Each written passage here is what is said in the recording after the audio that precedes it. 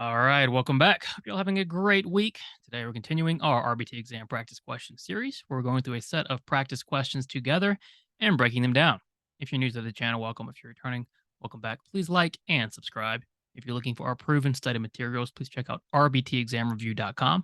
We offer 3 practice exams, a task list study guide, and our famous combo pack. Thank you to our YouTube members who's joined and supported us. You also get access to our Discord channel if you do that. Questions, comments, let us know. When you pass, make sure to inform us so we can include you in our Sunday shoutouts. As always, work hard, study hard. Let's get to our questions. Question 1. Which of the following is an example of punishment? All right, we have a term in our question. So what do? We define that term, think about the term. Fluency is the key to the exam. The more fluent you are, the better off you're going to be.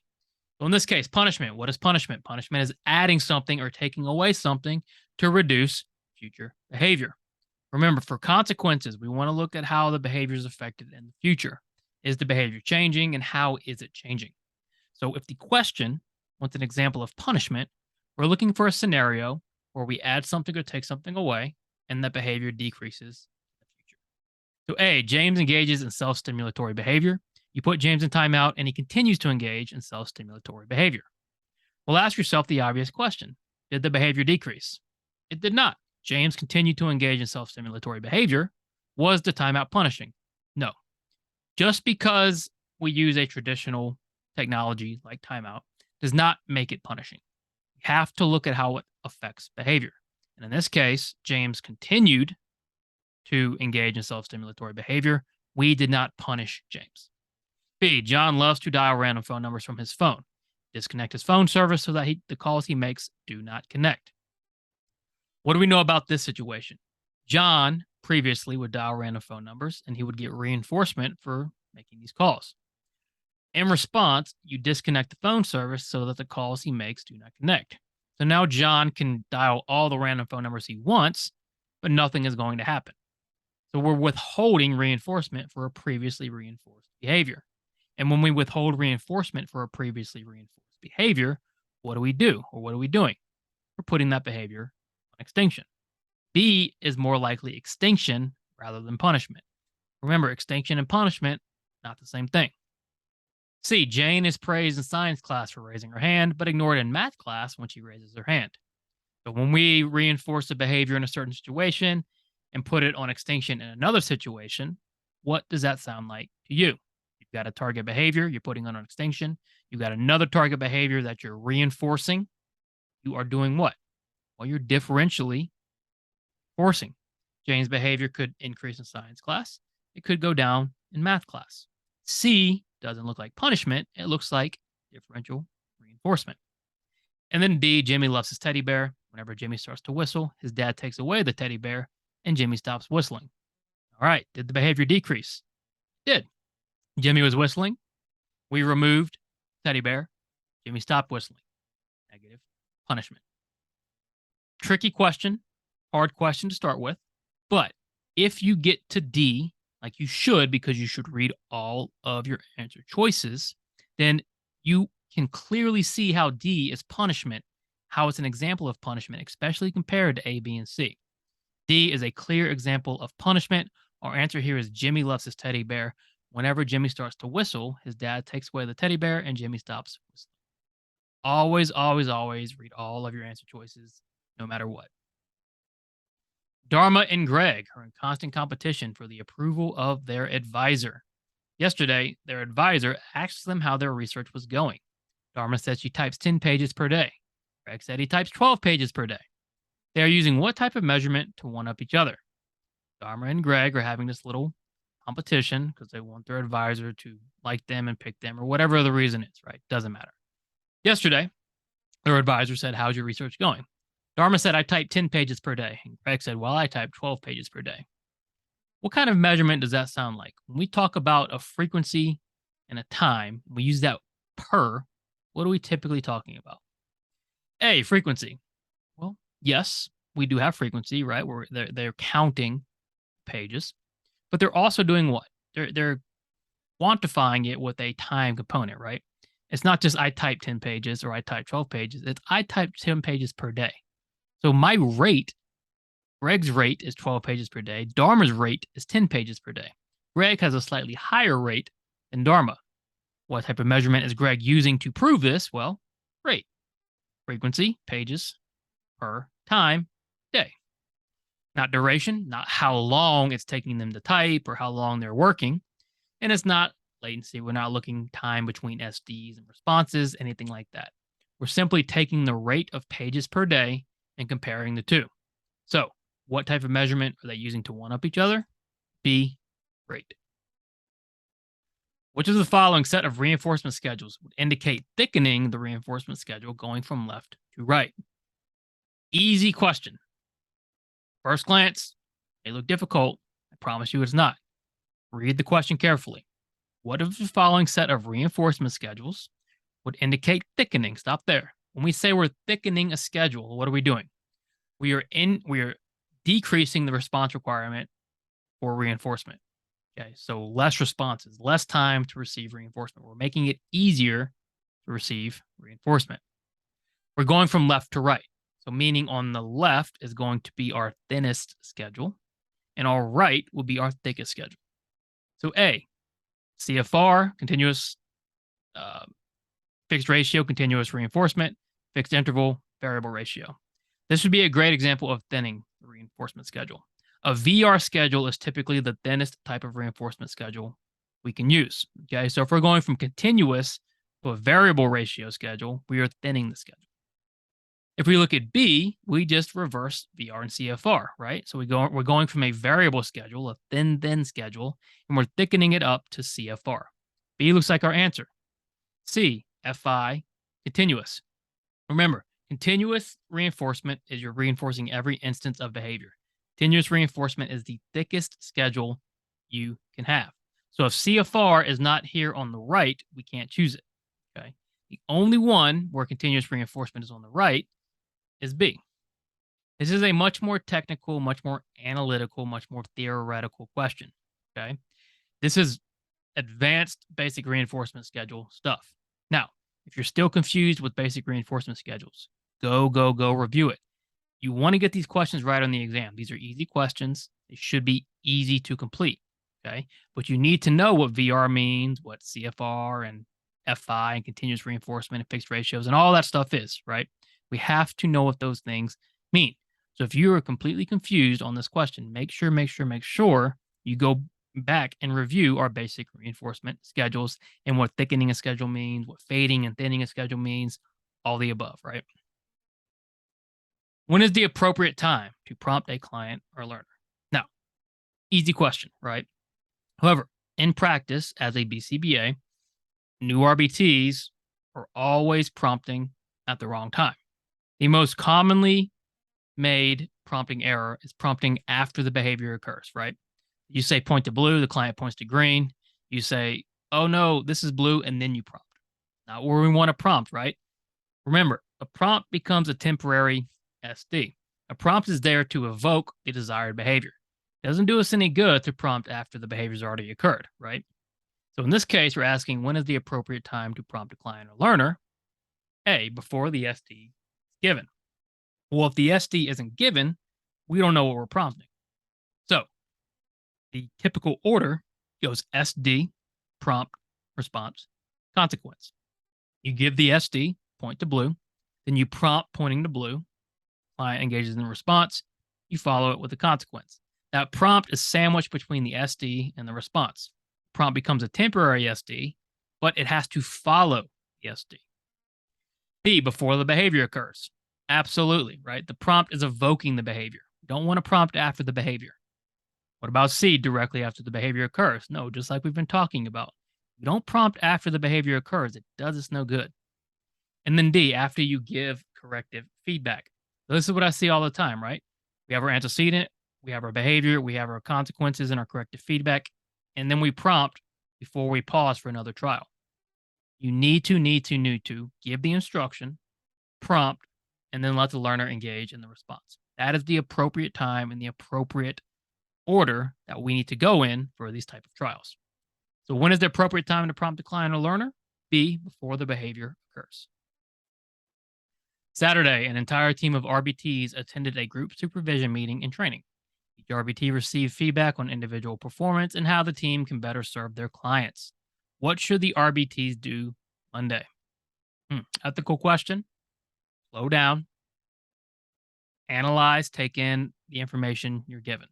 We know on Saturday, all the RBTs attended a supervision meeting and training. What did they receive? They received feedback. And that's the key word, okay? Because when you think about your ethical code and the task list, we're talking about feedback. They receive feedback. On Monday, what do they need to do?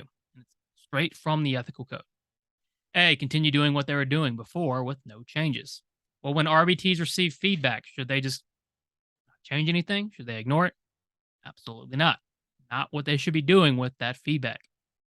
B, question the feedback given by the BCBA. Well, if you had questions about the feedback, when should you have asked? You should have asked in the moment, right? Task list dictates we want open, clear communication. If you have a question, you need to ask it. You're part of the team, valued, have to ask questions and speak up. C, take action to improve performance. That is straight from the ethical code. If you are given feedback as an RBT, the next step is going to be take action to improve performance.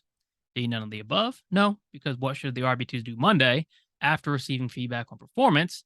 They should take action to improve that performance. All weekend, you ate unhealthy food and drank beers with your friends. Monday, you woke up early to go for a 3-mile jog, which you never do on Mondays. Eating unhealthy food and drinking beers is a blank for jogging. All right. Any of you might be able to relate to this, right? Maybe not the beers, maybe something else. Okay. Either way, all weekend you were unhealthy, and now you think, okay, I need to get back on track Monday, so I'm going to wake up, go for a jog. However, you don't typically do this. Well, why did you change today? Because the value of that jog, okay, or the reinforcement of whatever comes from jogging, right, losing weight, feeling better, has increased. Why did it increase? All weekend you were eating unhealthy food and drinking beers. So you could look at it one way, you were deprived of being healthy, right? Or maybe you were satiated on being unhealthy. Either way, it increased the value of for a jog. And when something increases the value of a consequence and temporarily evokes a behavior, what do we call that? Well, we call it a MO, or a motivating operation. Motivating operation temporarily increased the value or the consequence of jogging. It temporarily evoked the behavior of going for the jog. The MO was all this unhealthy food and drinking beers. Why is it not an SD? Well, because during the weekend, as you're eating unhealthy food and drinking beers, jogging wasn't available, right? You're not just going to leave the table and go for a jog. Okay. Monday morning, that jog was available. Now, every morning, that jog technically might have been available. Okay. But the unhealthy food and drinking beers did not signal the availability for a jog. It wasn't a prompt, right? And it wasn't a consequence because it became before the jogging. So the MO was unhealthy food and drinking beers. Remember, MOs make you want or not want something. Okay. They alter the value of a consequence and evoke temporary behavior. In this case, you ate unhealthy food and drank beers. The motivation to go for a jog was high. Your client told their parents, I love you the other day, and received hugs and praise. Now your client is telling total strangers, love you. What is this an example of? Pretty typical. Teach a client a new behavior, or maybe they derive a behavior. A new behavior just appears, and they get attention and praise and love for the new behavior. And now the behavior happens everywhere. So when a behavior happens outside of the trained environment or in multiple environments, what do we consider that? A, differential reinforcement. Have we differentially reinforced I love you? Not yet, right? Now, probably the strategy we're going to use here, but all we know is the client said I love you to the parents and they reinforced it. We haven't yet put it on extinction. B, generalization. Has the client generalized I love you? They have. Okay. Now, this would be overgeneralization, but generalization nonetheless. I've generalized I love you from just parents to everybody. Now, I'm just saying it to everybody because of all this love and attention I got in the first place. Not maintenance. okay, because we're still working on this behavior, especially now. We need to alter it, okay, and shape it. D, shaping. We haven't shaped anything, just like we haven't differentially reinforced yet, okay. All that's happened is your client has generalized this I love you behavior to many, many other people in different environments. Overgeneralization is still generalization. What is this an example of? B, generalization. Which of the following answer choices is an example of not maintaining client dignity? Don't skip that word not, very important. When you see not, okay, that means three of these are examples of maintaining client dignity, only one isn't. So, how do we maintain client dignity? Well, through respect. We give them all the basic human rights that anybody else would. We treat them like anybody else. Don't treat them like they have a disability or they're there for our services. A, allowing the client to eat lunch even if they engaged in maladaptive behaviors in the morning. Yes, ethical code states we need to allow food on a routine schedule, i.e., breakfast, lunch, dinner. Okay. Not necessarily snack times and desserts and everything else, but on a routine schedule, breakfast, lunch, dinner, even if they engaged in behaviors in the morning, they still get to eat. They still get lunch. That is an example of maintaining client behavior, right? Because we or client dignity, because we allowed them to do it. We're looking for an example of not maintaining client dignity. B, preventing the client from using the restroom for several minutes until they complete the task. Now, if we had just prevented the client, let's say, the client says, I need to use the bathroom, and you say, finish this last problem, and then we go 10 seconds later, you know, kind of a gray area. But if you're sitting there several minutes as the client is waiting to use the restroom while they complete their task, that is not maintaining client dignity. Okay. Your bosses, your teachers, nobody should be preventing you from using the restroom for an extended period of time. Okay. So B is much more undignified than A. About C, avoiding using clients' name or information when talking about clients in public. Here, you're maintaining privacy. You're working to ensure privacy, absolutely maintaining client dignity. And then D, including the client when you're making their daily schedule, including the client in treatment planning. Remember, the services are theirs. They're the one who's getting the treatment. They need to be involved. So, which of the following is not an example of maintaining client dignity? It's going to be B, preventing the client from using the restroom for the key word, several minutes until they complete their task. How do we determine whether a stimulus is reinforcing or not reinforcing during a reinforcer assessment? Well, how do we determine if something is reinforcing? We look at how it affects behavior, right? Does it increase or maintain future behavior? If it does, we consider it a reinforcer. That's the answer we're looking for. That's why fluency and defining these terms are very important. So, A, we time how long the client engages with stimulus. We might do that in a preference assessment, okay? But is that going to tell if it's reinforcing? No. I might play with a toy truck for 30 minutes and it has no effect on my behavior at all, right? Not enough to tell us. We're looking at behavior change for reinforcers. B, we ask the client if they like the stimulus or don't like the stimulus. Again, it really doesn't matter. If that stimulus changes their behavior, it could be reinforcing or it could be punishing. Okay. C, we observe how the stimulus affects future behavior. There it is, right? How does that reinforcer affect future behavior? Does it increase it? Does it maintain it? If it does, reinforcing. D, we observe how the stimulus affects current behavior. We're not so worried about that for reinforcers, okay? We're only worried about future behavior when assessing reinforcing properties of stimuli. So, how do we determine whether a stimulus is reinforcing or not reinforcing during a reinforcer assessment? Is C, we observe how the stimulus affects future behavior. Thank you so much for watching. Check out our study materials, rbtexamreview.com. Like and subscribe. We're back every Monday, Wednesday, and BCBA materials Friday and Saturday. As always, work hard, study hard. See you soon.